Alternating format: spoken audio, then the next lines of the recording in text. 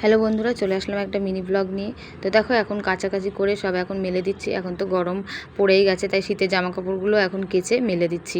আর এই যে নাইটিটা পরে আছে, এটাকেও এখন আমি একটু সার্ফের জল আছে সেই জলের মধ্যে ভিজিয়ে নেবো। তার আগে যাব বাসন মাজতে, বাসনগুলো আনতে যাব। এরই মধ্যে তোমাদের দাদাভাই আমাকে বক বক শুরু করে দিল।